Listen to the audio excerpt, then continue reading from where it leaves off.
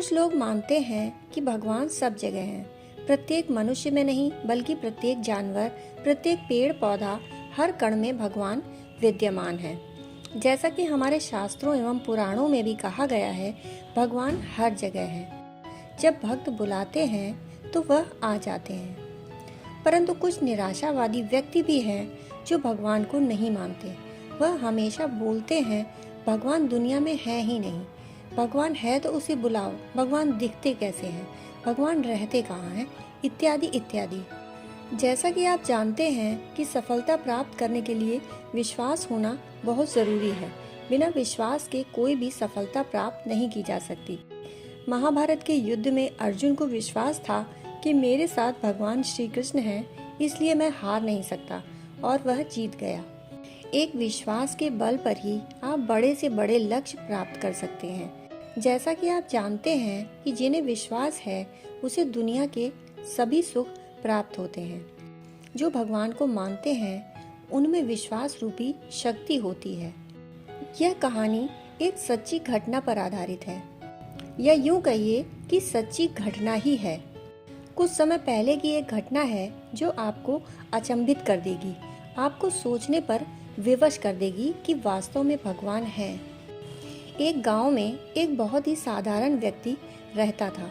उसे भगवान पर अटूट विश्वास था। जब कोई व्यक्ति उससे हालचाल पूछता, वह बोलता, ठाकुर जी जाने। उस गांव में एक ठाकुर जी का मंदिर भी था। उस व्यक्ति को उन पर पूरा विश्वास था। उस व्यक्ति के 2 पुत्र और 1 पुत्री थी। जब पुत्री की शादी हुई तो उस साधारण व्यक्ति ने साहूकार से कुछ कर्ज लिया। कुछ समय बाद पुत्र ने पिता को बोला, यह लो पैसे और साहूकार को देकर कर्ज से मुक्त हो जाओ। उस व्यक्ति ने जाकर साहूकार से कहा, यह लीजिए साहूकार जी, आपका मूलधन और ब्याज, और मुझे अपने कर्जे से मुक्त करा दीजिए। साहूकार ने एक कागज पर लिख दिया कि आपका पूरा कर्ज ब्याज सहित प्राप्त हुआ, आप कर्ज से मुक्त हुए। साहूकार ने उस व्यक्ति से पूछा, इस पर क्या लिखा हुआ है? उस व्यक्ति ने कहा, मैं तो अनपढ़ हूँ, जो लिखा है वह ठाकुर जी जाने। साहूकार समझ गया कि व्यक्ति बहुत सीधा है और पढ़ा लिखा नहीं। उसके मन में लोभ आ गया। साहूकार ने उस व्यक्ति को कहा, अंदर जाकर 1 गिलास पानी लेकर आओ। इसी बीच साहूकार ने उस पर्ची को हटाकर एक और पर्ची लिख दी कि अभी मेरा कर्जा बाकी है। अंदर से वह व्यक्ति आया और पर्ची लेकर चला गया।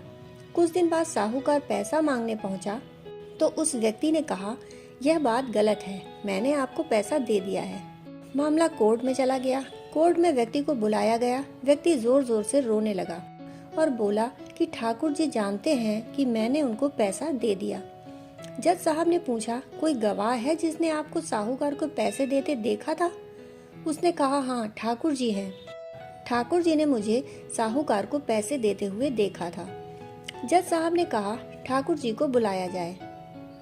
पुलिस वालों ने उस गांव में जाकर लोगों से पूछताछ की। ठाकुर जी नाम का कोई व्यक्ति इस गांव में है? उसे कल कोर्ट में आना पड़ेगा। गांव वालों ने कहा, ठाकुर जी नाम का कोई भी व्यक्ति इस गांव में नहीं है। हाँ, ठाकुर जी का एक मंदिर है। अब भगवान कैसे कोर्ट में पेश होंगे? अगले दिन अदालत की कार्यवाही शुरू हुई। जज साहब के बगल में खड़ा व्यक्ति जोर से बोली लगाते हुए बोला, ठाकुर जी हाजिर हों। उसी वक्त एक बूढ़ा व्यक्ति सिर पर तिलक लगाए, चंदन का माला पहने हुए कोर्ट में आ गया। उस व्यक्ति ने कटघरे में खड़ा होकर बोला, सर मैं ठाकुर जी हूँ, बताइए क्या बात है?